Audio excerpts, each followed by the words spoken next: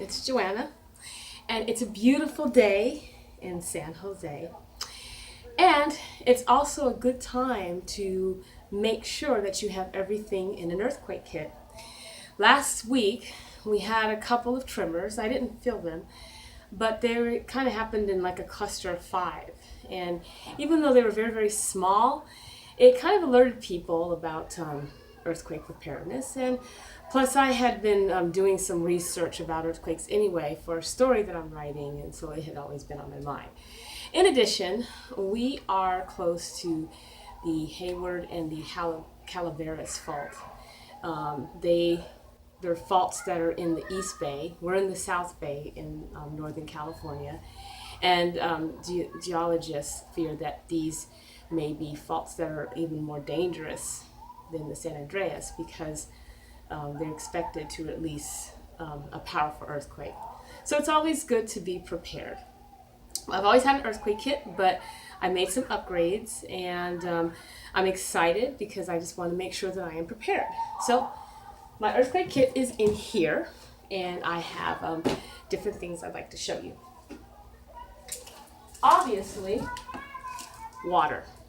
It's very important that you have enough water for you and your family that will last up to 3 days in case you are not able to receive any help from emergency personnel or whatnot. And I think it's 3 gallons per person for up to 72 hours.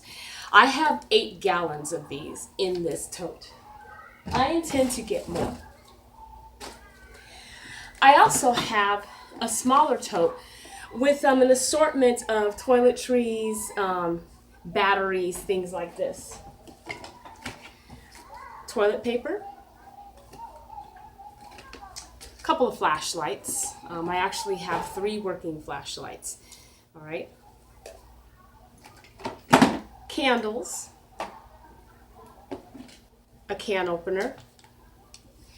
Medication for me, I have some flaxseed oil in here. It's part of my regular dietary supplement. I'll also include some of my flexibility pills and might include some other vitamins. Socks, petroleum jelly, feminine napkins, because unfortunately your menstrual period is not going to stop if there's a disaster. Matches, or I actually got one of these, a lighter. But I also have a pair of matches just in case. I also have extra pair of batteries. I have D batteries. I also have a couple of A batteries in here as well. They're very important.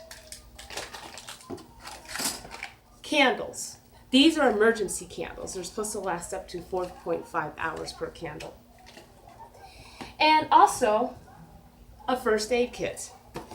First aid kit, there's Band-Aids, there's my asthma inhaler medicine in here, there's Neurosporin, painkillers, a couple of gauges, alcoholic wipes, and peroxide. And as time goes on, I might include other things. There's also a cold pack in here, there's some tweezers in here, and whatnot. And sanitizer, and also latex gloves. In addition, I also have a charger. This is a battery-operated phone charger and a tablet charger. Obviously, there's not going to be any electricity, so you're not going to be able to charge your phone. So this will definitely come in handy. I'm going to actually charge the battery so that it'll be fully charged and usable in case there is a disastrous event. In addition, I have papers. These are papers with our important documents. They include pictures of my family right here. So these are all pictures of our family and whatnot. And this is in case if any of them are missing. Maybe we can pass them out to personnel or emergency personnel. My husband's prescription, so in case there is anything open, they'll be able to give him the medication that he needs. Copies of our birth record. So I have a copy of my birth record, a copy of his birth record, and a copy of our marriage license. I also have copies of our passports and copies of our driver's license. And the reason why you want to have copies of these important papers is in case you need them. If your apartment is destroyed and you're not able to get to those important documents, you have copies so that authorities will be able to identify you. And then, of course, I have an extra pair of USB ports just in case. It's also important to have money. So I have some coins in here. I have a few dollars in here. And that's in case the ATMs are no longer working because of an event. In addition, there are contact information in here. It's a little sheet. I can't really find it right now. But, and I also have a copy of my home insurance policy. I'm going to get earthquake insurance, and so I will have a copy of that. I also have a copy of my contact information. So that means that if I need to contact family or whatnot, they'll be able to contact me. Now, I've heard that when there's a natural disaster, you will not be able to contact loved ones who are in the local area. However, you can contact people long distance. So I've arranged to have my family members in Southern California be the main contact. So if there's a major disaster, I would call them, and then they can relay the information to other people that we're okay and whatnot.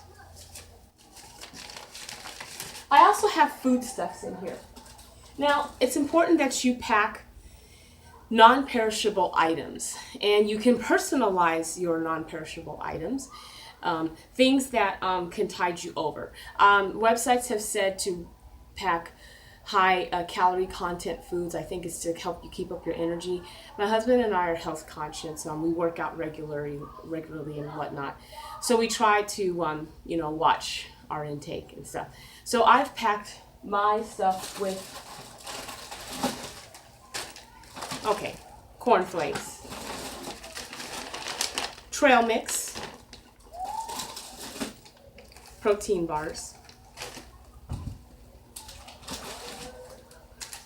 peanuts,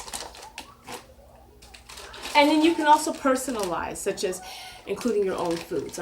I do have a sweet soup, so I've packed ginger candies. I've also included crackers and things and whatnot in there.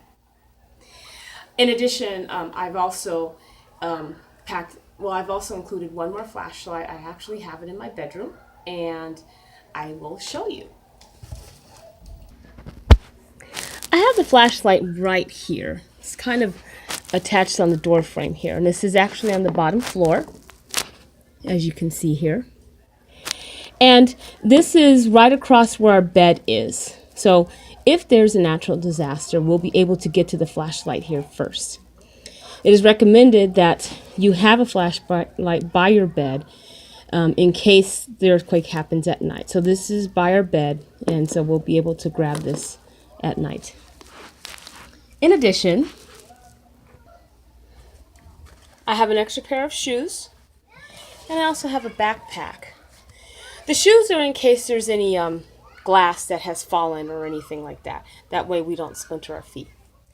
This backpack I actually use every day, but it's also going to double as my emergency pack.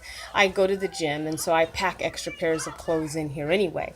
So this backpack's going to have extra pairs of workout clothes, regular clothes. It's going to have toiletries, such as a toothbrush and whatnot. And so if there's an earthquake and we need to get out of the apartment, I can just grab this and go. In addition, I have also packed batteries, extra pairs of batteries, and I've also packed a radio. This is in case if there's any electricity issues, then we'll be able to use the batteries and plug it in so we can hear the radio for any updates on the earthquake. So this is my kit, and we hope nothing like this happens, and we stay prepared for it. My family and I, if we are to be in a situation where we're in an emergency, we even have a rendezvous meeting spot. So, and you can have one in your home or your family or your neighborhood. You may choose a designated spot that maybe you and your family like to go to. For us, we've either chosen the center of our apartment complex, or if our apartment complex is so damaged that we have to leave, it'll be at the corner here where there's a Starbucks. It's probably about a block away, maybe. And so that'll be our meeting place in case any of us are, unable to meet here. We will meet there, and to let everybody know that we're okay. So this is my earthquake plan, and if you have any suggestions or if you have any ideas, let us know. You can subscribe here, and looking forward to hearing to you. Goodbye.